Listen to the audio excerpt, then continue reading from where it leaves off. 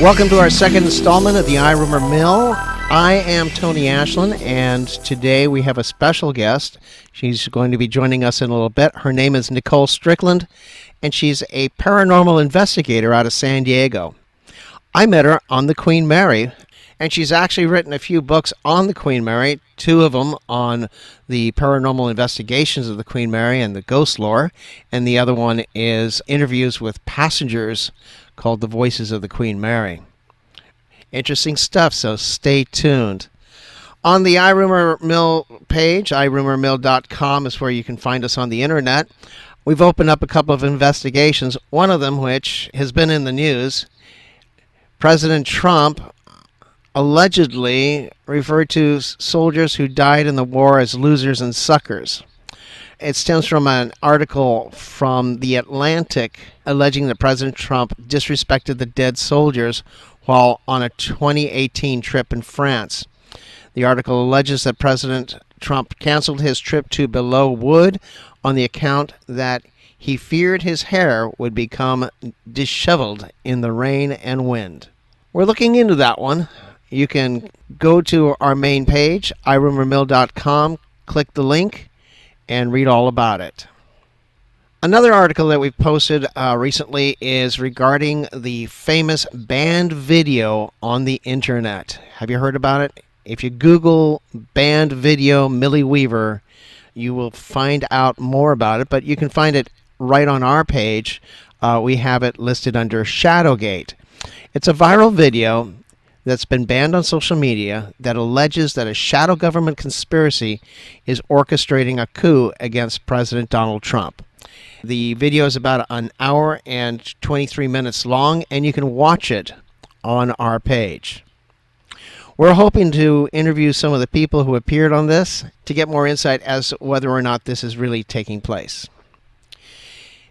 If you have a question or a conspiracy theory for us, you can send it to us by telephone, area code 562-380-0958.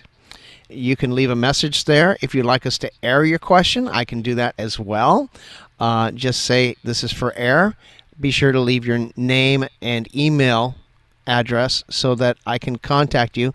Maybe we can get you in on a phone interview. You can also send us an email at staff@irumormill.com. Have you ever had a paranormal experience?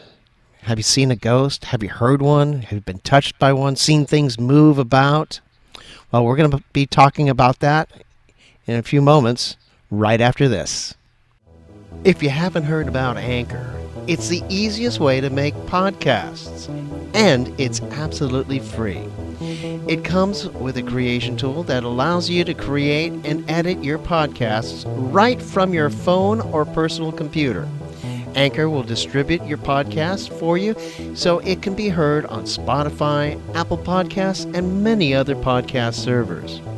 You can even make money from your podcasts with no minimum listenership. It's everything you need to make a podcast in one place. Simply download the Anchor app or go to anchor.fm on the World Wide Web to get started today. We have with us author, paranormal researcher, public speaker, and now a broadcaster, Nicole Strickland, author of Haunted Queen of the Seas, The Spirited Queen Mary, The Spirits of Rancho Buena Vista Adobe, San Diego's Most Haunted, RMS Queen Mary, Voices from Her Voyages, and a field guide study of Southern California hauntings. Have you written anything else? You know what? Yeah, I just finished a book in May, and so I believe it's going to be published, I think, December of 2020, and so that one is called The Afterlife Chronicles, exploring the connection between life, death, and beyond. Oh, that's fantastic. So we'll be looking forward to that, and it'll probably be on Amazon.com and probably on your website, NicoleStrickland.com. Yeah, any of the online retailers, and then I think it might be in some local Barnes & Noble stores. Oh. But yeah, pretty much anywhere online, and then, of course, via my website, too. For our listeners, why don't you give us a little brief introduction? How did you first get started in paranormal research? It's kind of been a lifelong process. I mean, as back as early as I can remember, even like 4 or 5 years old, I've always had experiences that I couldn't explain. And so there was that intrigue and into the unknown that's always kind of been with me.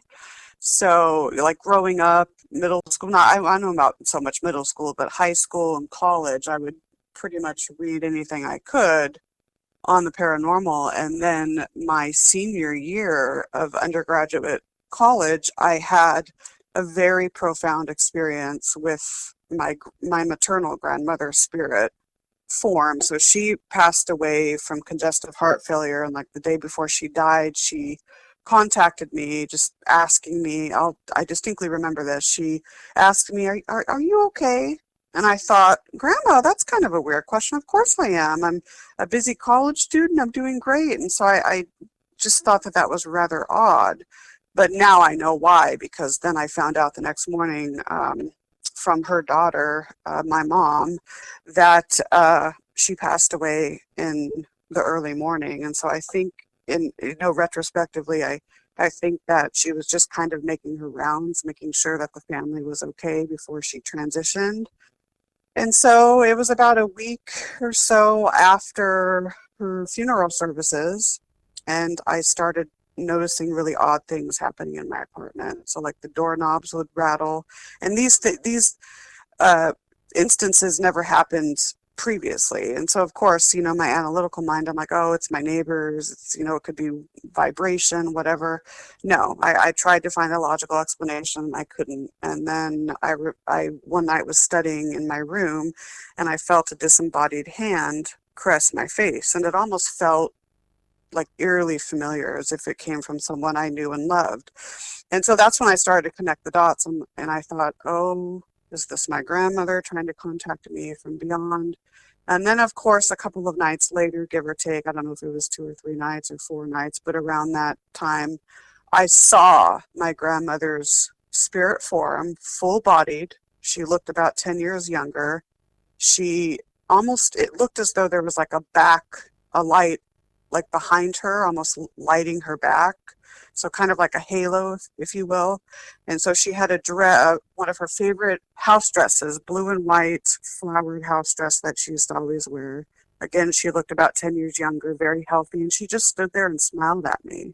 And the whole experience lasted for about, I would say, a good second, which is a long time to have an apparition type of sighting. So that is really what catapulted me into active research into the paranormal. It was that one experience, and so I thank her for paving that path for me. And so the rest has been, a journey of discovery and a journey of exploration. So it's been wonderful. So you had yourself a family reunion. Pretty much, yeah, Yeah. that's a good way to put it. Uh, Absolutely. my first family reunion on the Queen Mary, when I was a tour guide lecturing on history and paranormal uh, incidences of the ship and all of her urban legends and everything else, was people saw a young woman at a porthole, and she was wearing a blue dress, and she had red hair, and she was short. And then the following morning, I found out that my aunt had died at 90 years of age. She lived a long, happy life, and sure enough, I believe that she came by the ship to pay a visit on me. Absolutely, without a doubt. I Yeah, have no doubt that that's what's happened. I mean, the Queen Mary, as you know, right? That ship's iconic for bringing people together. And yeah. so I have no doubt that that's what happened. I remember you telling me that, and I just had, and I mean, even now hearing it again, I have goosebumps covering my whole body. Yeah, That's so profound. absolutely amazing. And then about a year no, not a year, about a week or two before I left the ship, I had another family reunion, not my family, but I had a young lady and her mother on board, and we were in the last room, It was one of the third class lounges up in the forward section of the ship. Okay. And son of a gun, I see a tear coming down her cheek, and she's got a Oh, strange expression on her face. Are you okay? And she goes, I felt somebody hug me, and I got this overwhelming sensation of comfort. And her mother turns to her and says the same thing happened to her in the previous room that we were in, but she didn't want to alert anybody and scare anybody. And so my question to them was, by any chance, are you mourning the loss of a loved one? right. And son of a gun, Grandma had passed away 2 months earlier. See that? Yeah. And I, besides you and your guests, I've had other people tell me about similar instances.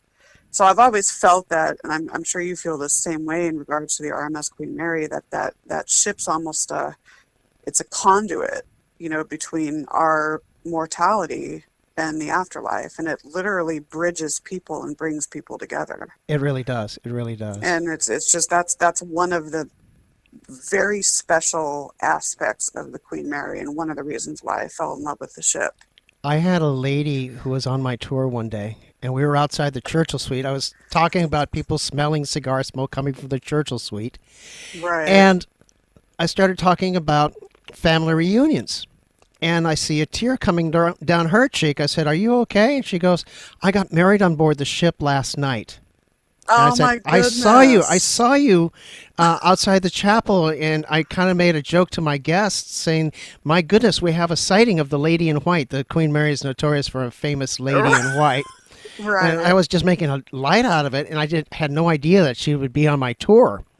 And she had a tear coming down her cheek. And I said, "Are you okay?" And she goes, "I got married on board the ship last night. And as I was walking down the aisle, I felt the presence of my father, who had passed away about a month or two before our engagement." She was Ah, literally escorted down the aisle. that is so amazing. These are the amazing things. And so, let me ask you: have you ever really had a creep out moment? In all your ghost hunting, has anything creeped you out? That's I'm asked this a lot, and it's a very important question. For one, before I answer that, I will say that I since I've had experiences, as far back as I can remember, the spirit world, ghosts, earthbound spirits, they don't scare me.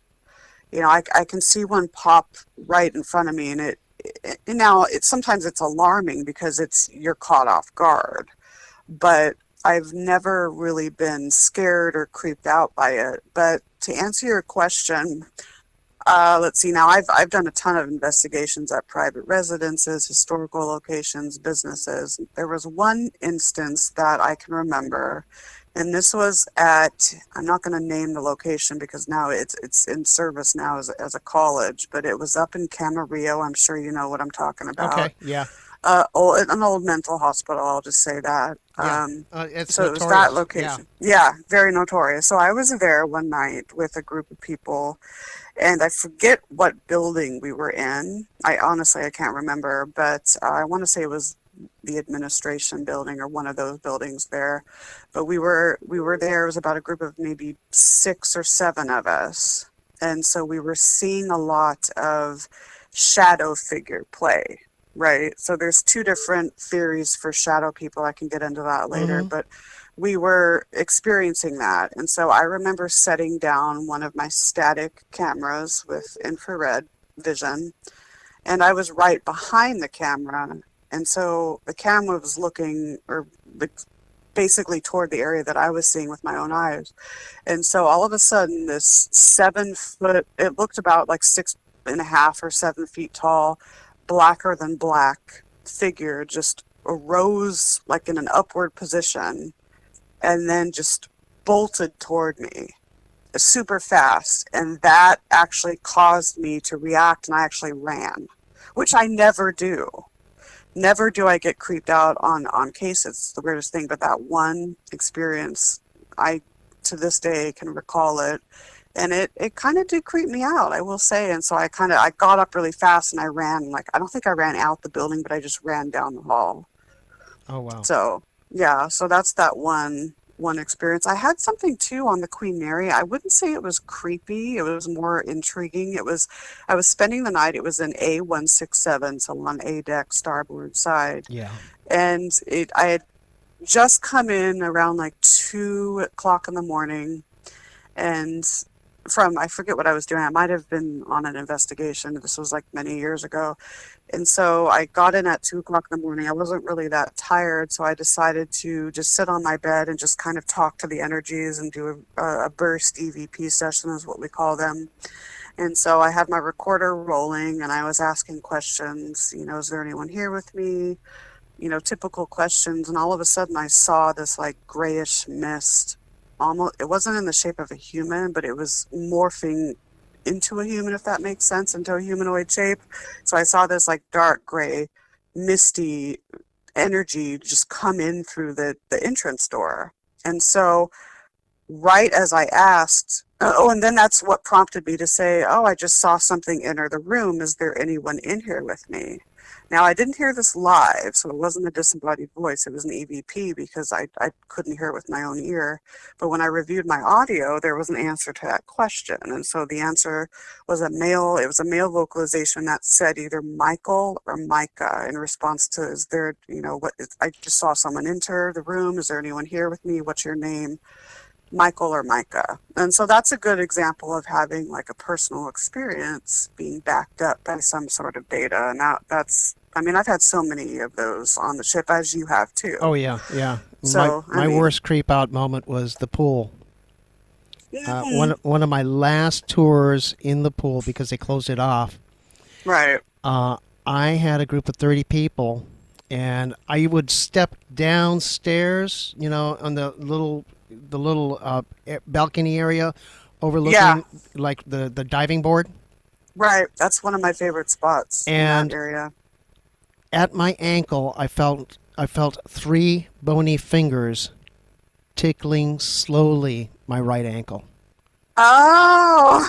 And I looked down, and I see nothing. I shine my light. I'm trying to, discuss stuff that's going on in the pool, and I'm getting this. And I said, ladies and gentlemen, if you excuse me, we have to leave this area now.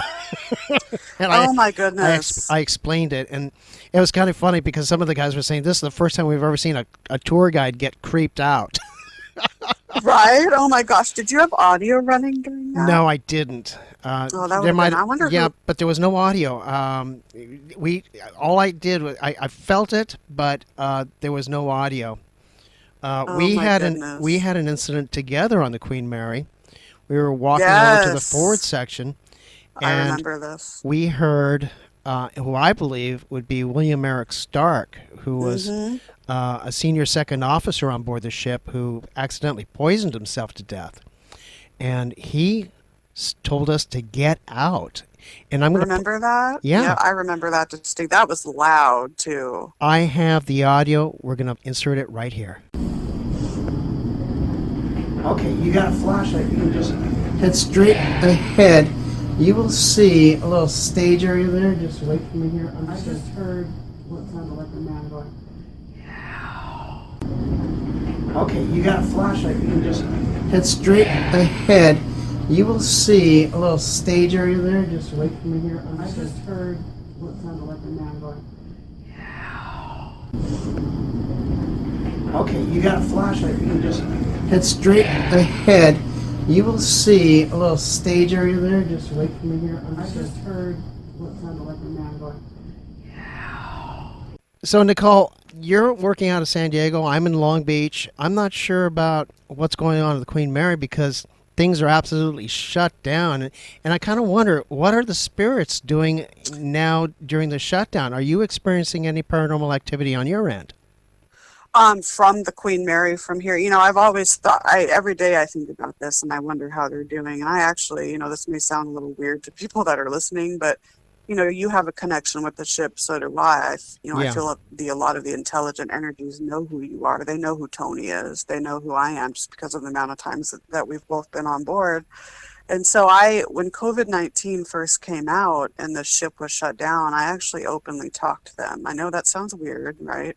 But I openly talked to them and I let them know what's going on. And I can't say that I had a direct answer from any one of them in particular, but I do feel that they have some sort of understanding of what's going on and understand why the ship is closed. But I do feel that some of them are missing the camaraderie of having people visit. And so that's one thing. And I kind of worry about them too. I'm like, oh my gosh, I don't want them to feel left out or feel like they're abandoned. And so I've tried to explain this is temporary. The ship's going to reopen soon, but I don't know. What do you feel? Oh, I think they're missing people too. Yeah. Now, a friend of mine and I, Mike Ellis, who I do some paranormal research out here, we decided to do a preliminary investigation of DeForest Park. Oh, And yes. this place opened up like in the 1970s. I think the city of Long Beach purchased it. But about 10, 15 years ago, people started seeing things and hearing things out there. So we decided to take some gear out there. And I have an EMF, an electromagnetic frequency detector, which they can trigger if they're in. If we have a presence, the red light goes off, and we can ask yes and no questions. And we had a contact there from a female spirit who drowned in the Los Angeles River between the 710 freeway and the park. Oh We my were able to goodness. ascertain using yes and no questions Right. about that. So the spirits are quite active, you know. Oh yeah, absolutely. And They're I wonder what's going to happen, and not just on the Queen Mary, but other places as well, once things get back into the normal swing of everyday life. If there's going to be spikes in activity, I imagine there will be, especially on the Queen Mary. oh But yeah. regarding the park that you investigated, do you know why all of a sudden, there was activity after so many years of pretty much being dormant?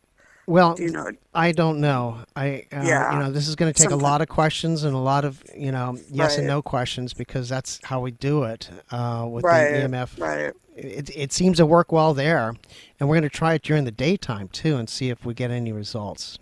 oh, absolutely, yeah, It'll make it a lot easier to video that, and we can post stuff up on YouTube and things like that. right, You awesome. have a podcast, or is it a radio program or is it a podcast? It's actually it's a live radio show. Okay, on the radio waves or internet streaming?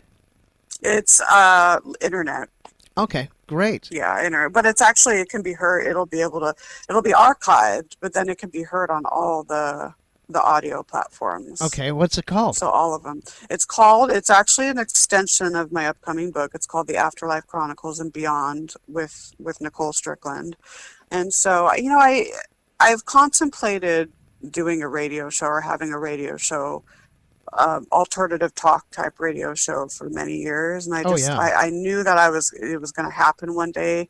So I guess now was about the right time. I'm just kind of going with the flow of things. And so it's going to be aired on the WLTKDB network, which is run by my good friend Todd Bates. And he's, like you, has a ton of experience in broadcasting and radio. And there's other shows on his network as well. And so mine is going to concentrate more on the connection between mortality and the afterlife. So I'm going to interview people from all walks of life who've had extraordinary experiences with the afterlife, with the spirit realm, concepts that we'll discuss: spirit guides, spirit communication, near-death experiences, collective consciousness, all of that, the human soul, survival of physical death. So I'm looking forwed to it. Oh I cool. really am. All So you it need is debuts on. Oh, go ahead. yeah. All you need is time travel, and you got Art Bell right Right, there. I know. My gosh, geez. But yeah, so it debuts on October 8th. So if you know of anyone pretty much anyone's welcome if they've had a really interesting experience. with the afterlife that's been, left them thinking differently about the spirit world or has impacted them in some way, I'd love to interview them on the show. I will put your URL for your show and for your website on the irumormill.com site. So, Oh, that'd be yeah, I wonderful. think I already got you linked in there for the Paranormal Society in San Diego. I think so. Yeah, Yeah. I think it remembers. I So, love your website, by oh, the way. thank There's you. so much information on Well, we're there. having fun right now. These are the days. Right, I Yeah. know. Oh my gosh, so many weird things going on. It's crazy. So, what else is in your future? Let's see, paranormal wise, oh gosh, well, COVID-19's kind of taken a chunk out of that apple, but let's see. Once things get back into the swing of things, we'll resume our monthly tours at the Rancho Buena Vista Adobe, and then investigations as they come up. And then I'm still writing. I haven't started my next book yet. Well, I kind of have, but I'm now concentrating more on the radio show right now. So just kind of juggling a bunch of different things, but that's just how I roll.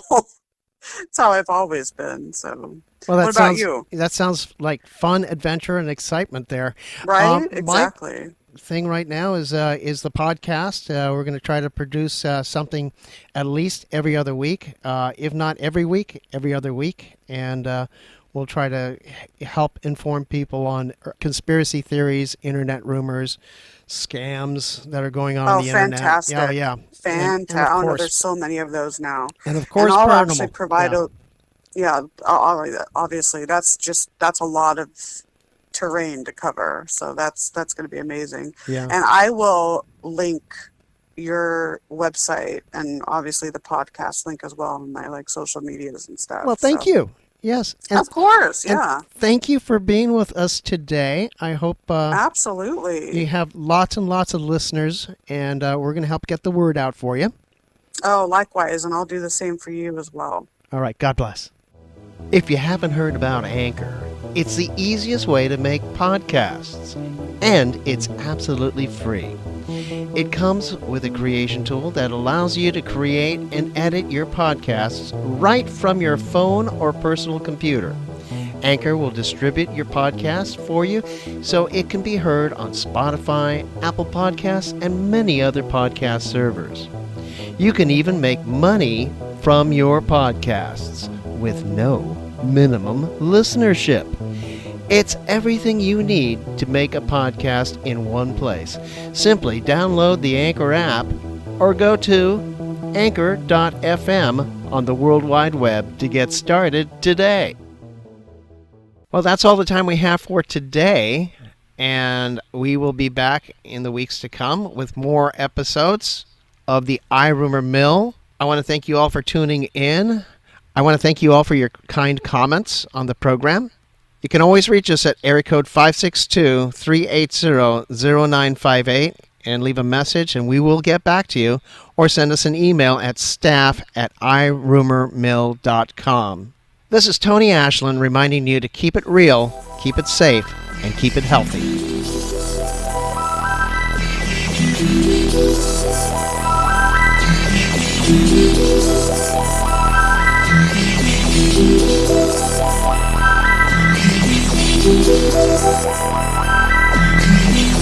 Thank you.